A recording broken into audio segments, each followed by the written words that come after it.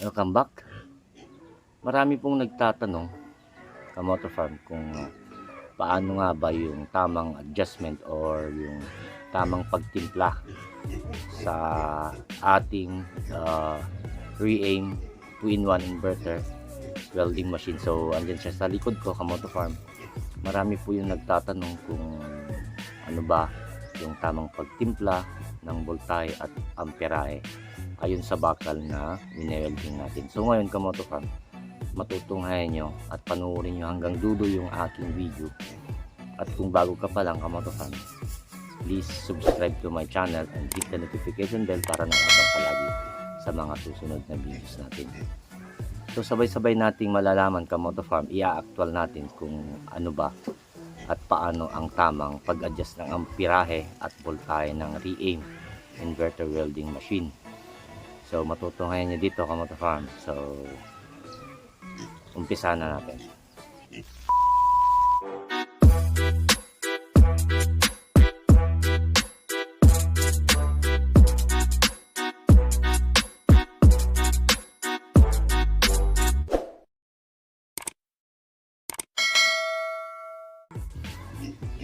So ayan, Kamoto Farm, nakaset up na siya, power on na lang natin. So dito, Kamoto Farm, gagamit tayo ng welding rod na 332 or 1/8. At may bakal tayo dito na angle bar na ang kapal nito ay 1/4.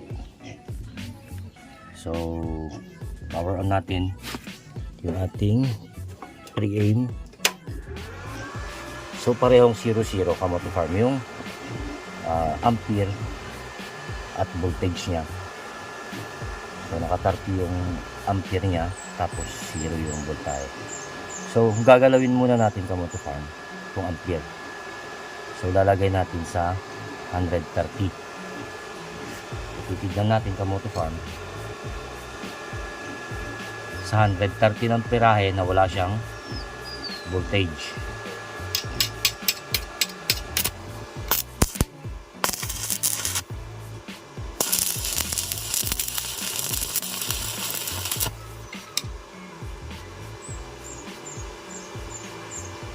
So ganyan yung tama, Kamoto Farm, pag 0 yung voltahe. Ngayon, Kamoto Farm, baliktarin natin. Ilagay naman natin siya sa gitna, yung voltahe.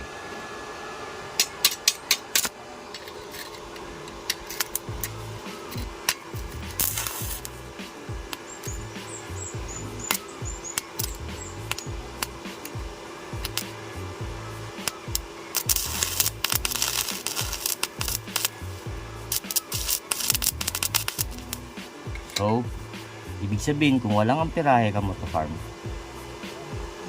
mahina lang talaga at hindi niya matutunaw yung ating welding rod. So, pagsabayin natin, Kamoto Farm.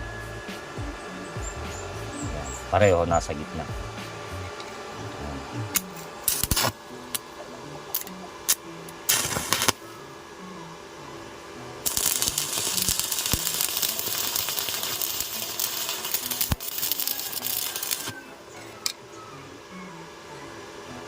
So maganda, Kamoto Farm, di ba?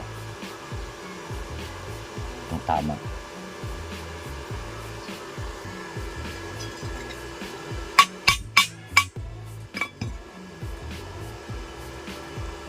So ngayon, Kamoto Farm, sasagad natin yung voltage habang yung amperahe natin nasa gitna pa rin.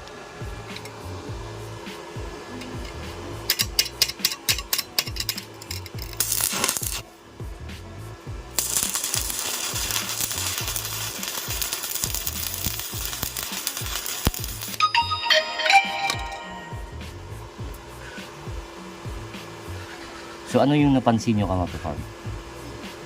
Kung malakas yung voltahe at mahina yung amperahe.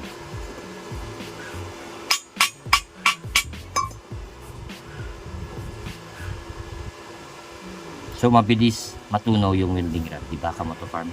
Kung makikita nyo, manipis. Diba? So ngayon balik ta rin ulit natin Kamoto Farm. Ilagay natin sa gitna yung voltahe, sagad natin yung amperahe.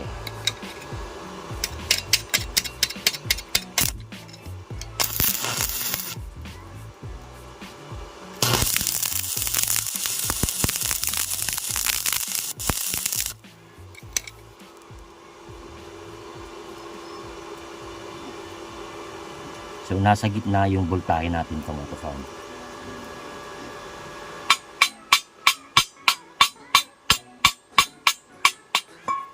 So ano yung napansin nyo Kamoto Farm?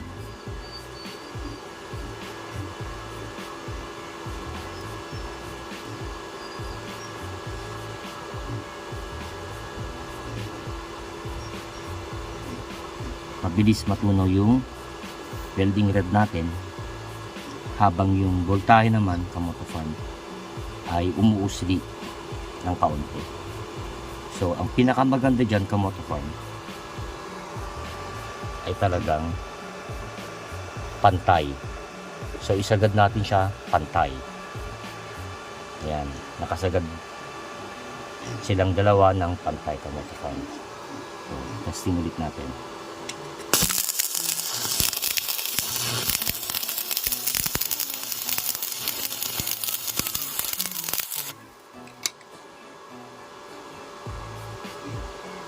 Pagkapantay Kamoto Farm maganda, diba? Maganda yung pagkatunaw, maganda yung kanyang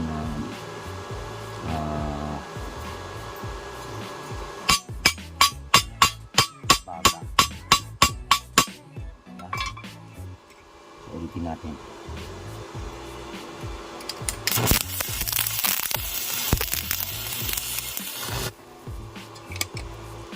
Ayan. So ibig sabihin Kamoto Farm, ang pinakamaganda talagang settings nito ay laging pantay yung voltahe at amperahe. So yung ating namang bakal Kamoto Farm, nakadepende po yan sa kapal na ating wine-welding. So ibig sabihin, gumamit ka ng amperahe at voltahe na aayon sa kapal ng bakal. So ganun lang yun Kamoto Farm. So syempre, bakit ka gagamit ng malakas na amperahe, mataas na amperahe at voltahe kung mabubutas naman yung bakal, diba? So nasa sa inyo yun Kamoto Farm yung paggamit. At nasa sa inyo din Kamoto Farm yung pag-adjust at pagtimpla ng amperahe at voltahe. So nakadepende po yan sa nakasanayan nyo Kamoto Farm kung paano kayo magpatakbo ng inyong holder, kung ano yung nakasanayan nyo. So ganun din yung settings nyo. So sana Kamoto Farm, nasagot ko yung mga katanungan nyo. Napakarami pong nagtatanong. So ngayon may time po tayong mag-actual, kaya ginawa po natin. So nakita nyo mismo sa inyong mga mata Kamoto Farm na aktuhan nyo, actual ang ating ginawa. So sana Kamoto Farm, may napulot kayong aral. Sa inyong mga katanungan, kayo din po yung makakasagot Kamoto Farm kung tungkol sa pag-welding. At depende rin po yan sa pangalan at brand ng inyong welding machine at kung ano inyong nakasanayan. So yun lang Kamoto Farm, maraming salamat at sana nagustuhan nyo yung video ito at sana nasagot ko na ang inyong mga katanungan. So hanggang sa susunod na ulit na videos natin Kamoto Farm, magpapaalam na ulit ako sa inyo Kamoto Farm. Bye!